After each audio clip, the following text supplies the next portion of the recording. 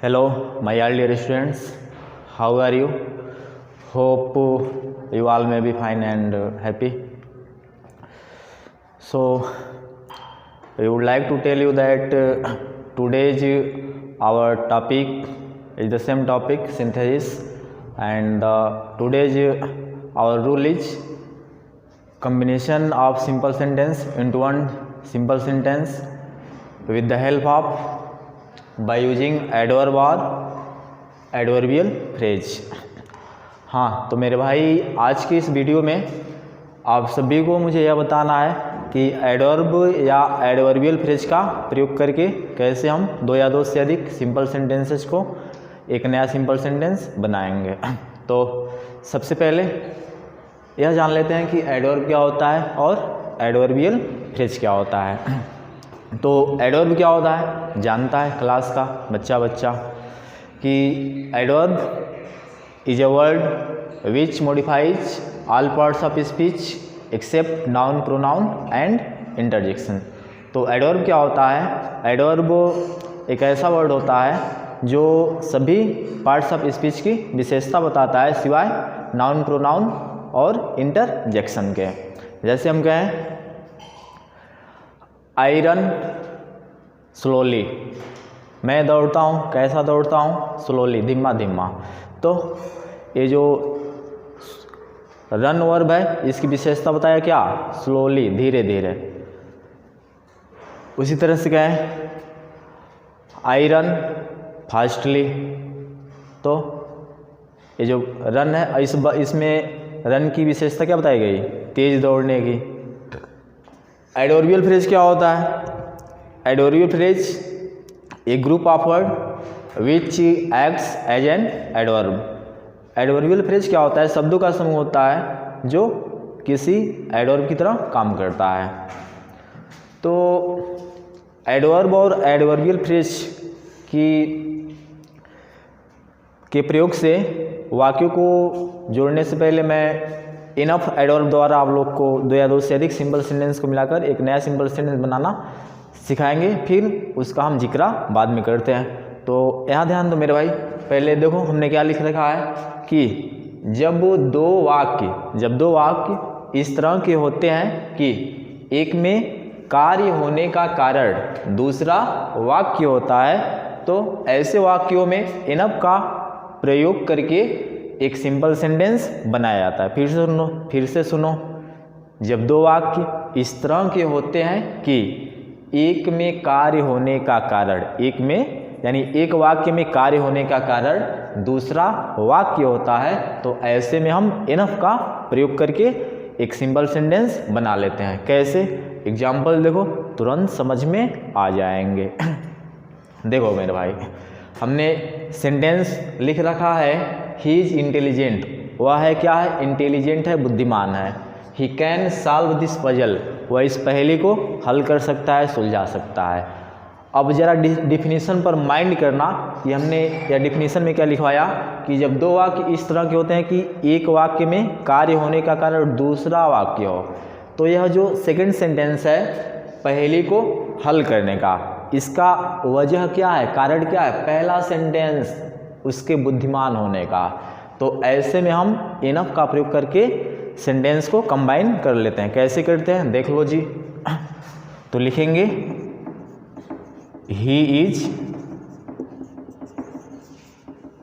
Intelligent enough to solve this puzzle. Enough जब adverb की तरह काम करता है तो इस वर्ड को उस शब्द के बाद ही रखते हैं जिसको मॉडिफाई करता है। तो इनफ मॉडिफाई इसमें किसको करेगा? इंटेलिजेंट को, इसलिए हमने इंटेलिजेंट के बाद इनफ लिख रखा है। समझे मेरे भाई? आगे देख लो, आई हैव टाइम, मेरे पास क्या है? समय है। I can go to hospital, मैं जा सकता हूँ। कहाँ जा सकता हूँ? हॉस्पिटल। तो हॉस्पिटल, अब यह जो दूसरा सेंटेंस है हॉस्पिटल जाने का वजह क्या है? समय होना। भाई समय है तो जा रहा हूँ, नहीं समय रहता तो नहीं जाता। तो देख लो, I have time enough to go to hospital. समझ आ रहा है मेरे भाई? अब वो अगला सेंटेंस देखो, ही इज रिच, वह धनी है, he can buy this hotel, वह इस होटल को खरीद सकता है। तो दूसरे सेंटेंस में कार्य होने का कारण क्या है? रिच होना, धनी है तभी ना होटल खरीद सकता है। अब भाई हर गरीब तो थोड़ी ना खरीद, अब गरीब लोग तो होटल तो खरीद नहीं सकते हैं भाई, जो धनी रहेगा वही खरीदेगा। तो देखो इसमें एनफ का प्रयोग करेंगे, he is rich enough two by this hotel. इतनी कहानी क्लियर हुई। तो यह रहा इनफ के द्वारा दो या दो से अधिक सिंपल सेंटेंस को मिला करके एक नया सिंपल सेंटेंस बनाना। अब इसके बाद हम एडवर्ब या एडवर्बियल फ्रेज के द्वारा दो या दो से अधिक सिंपल सेंटेंस को बनाना सीखेंगे।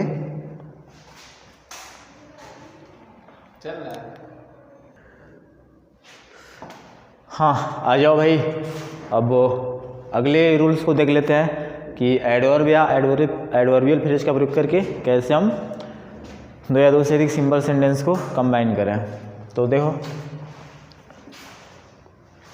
चाहे आप एडवर्ब का हेल्प लो चाहे एडवर्बियल फ्रेज का, दोनों में से किसी का हेल्प लेकर के आप दो या दो से अधिक सिंपल सेंटेंस को मिला करके एक नया सिंपल सेंटेंस बना सकते हो।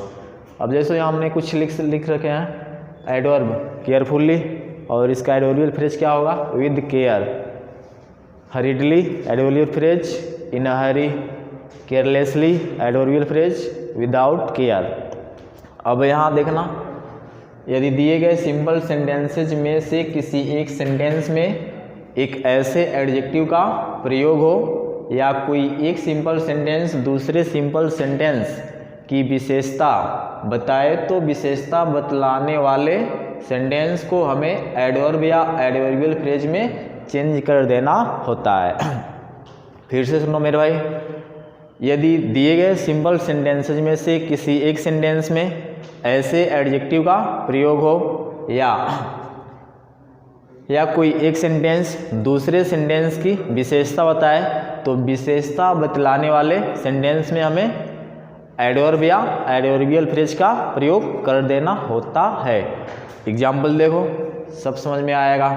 हमने सेंटेंस लिख रखे हैं, आई लव माई सिस्टर, मैं अपनी बहन से प्यार करता हूँ। माई लव इज डीप, और मेरा जो प्यार है कैसा है? डीप, गहरा है। अब बता दो मेरे भाई कि इन दोनों सेंटेंस में से एडजेक्टिव किस में है? पहले सेंटेंस में है क्या?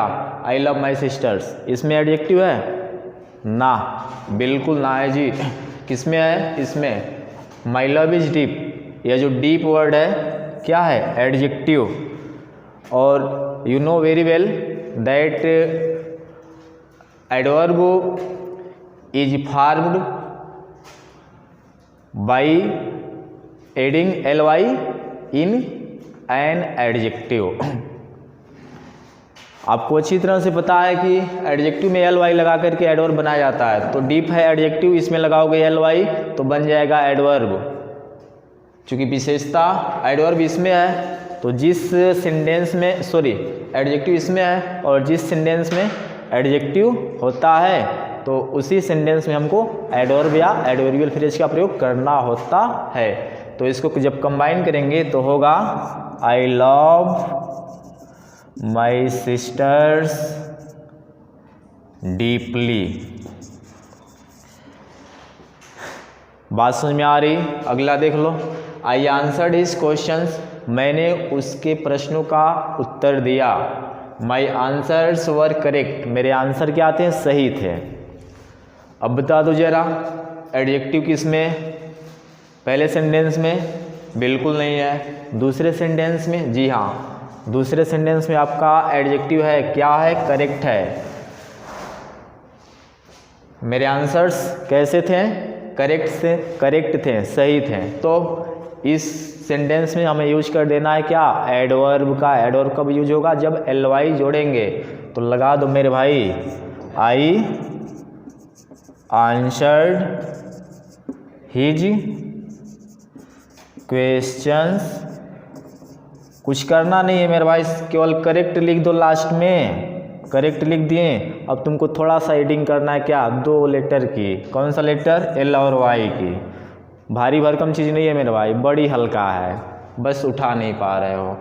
आगे देखो, Ravi went to market. Ravi गया कहाँ गया? बाजार गया।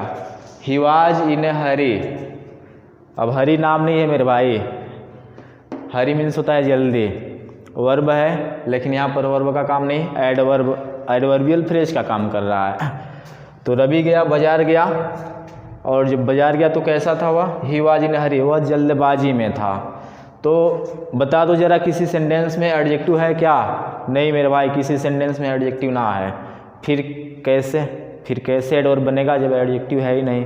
अरे भाई एडजेक्टिव नहीं तो ज़रूरी थोड़ी नहीं कि हर सेंटेंस में एडजेक्टिव ही आए, एडवर्बियल फ्रेज भी तो आ सकते हैं। तो वही आया है, इन हरी adverbial phrase.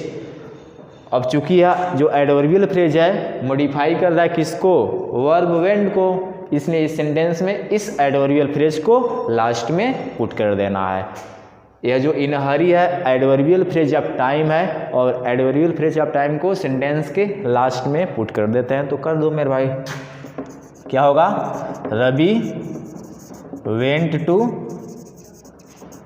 Market in a hurry. इतनी कहानी क्लियर हुई। अब चलो कुछ और सेंटेंसेस देख लेते हैं। आ जाओ भाई, इन सेंटेंसेस के भी देख लेते हैं, सिंथेसिस करना। देखो, पहला हमने सेंटेंस लिख रखा है, great people serve their country. महान लोग अपने देश की सेवा करते हैं। देयर सर्विस इज सेल्फलेस, उनका जो सेवा होता है निस्वार्थ होता है। तो बता दो जरा एडजेक्टिव किस में? तो एडजेक्टिव मेरे भाई यहाँ है, सेल्फलेस, दूसरे सेंटेंस में। तो इसी सेंटेंस में हमको यूज करना है एडवर्ब का, यानी ly लगाना है, लगा दो। लिखेंगे क्या? Great people serve their country selflessly. कुछ ना करना मेरे भाई, कुछ नहीं, केवल ly लगा रहे हैं। देखो जरा कितना आसान है।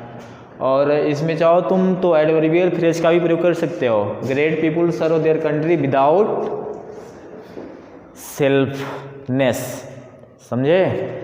अगला सेंटेंस देख लेते हैं। द रिवर वाज फ्लोइंग, नदी बह रही थी। इट्स फ्लो वाज स्लो, नदी बह रही थी और इसका बहाव कैसा था? स्लो था, धीमा था। बता दो जरा एडजेक्टिव किस में? पहले सेंटेंस में है, बहुत मार खा जाओगे।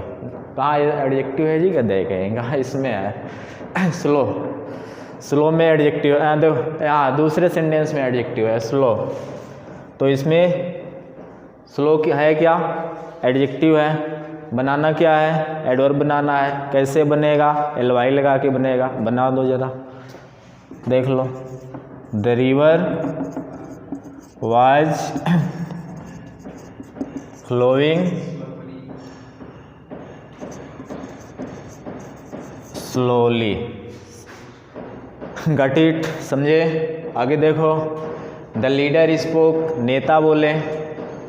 ही स्पोक फॉर ए मिनट, वे कुछ मिनट के लिए बोले, वे 1 मिनट के लिए बोले। बता दो एडजेक्टिव किस में?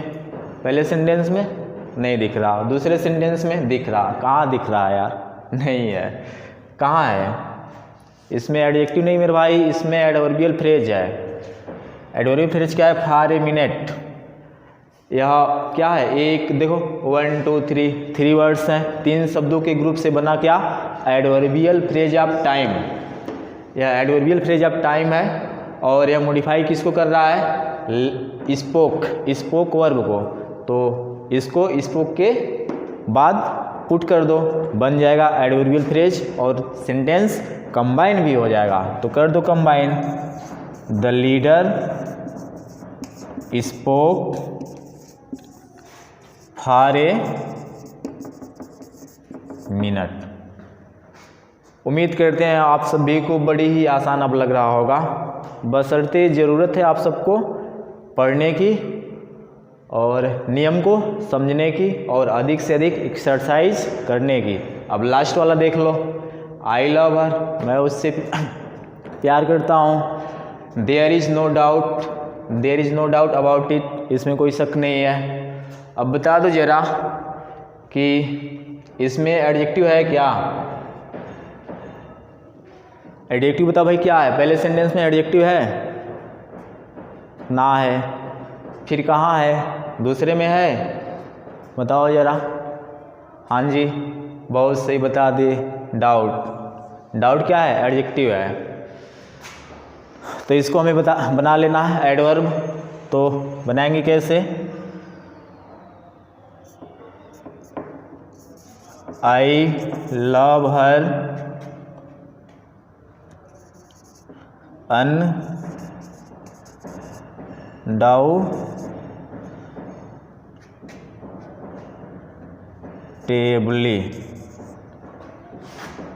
I love her undoubtedly.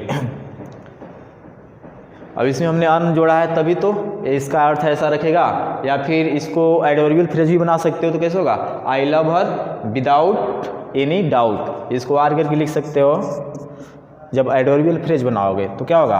I love her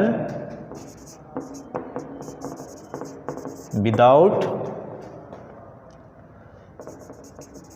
any doubt.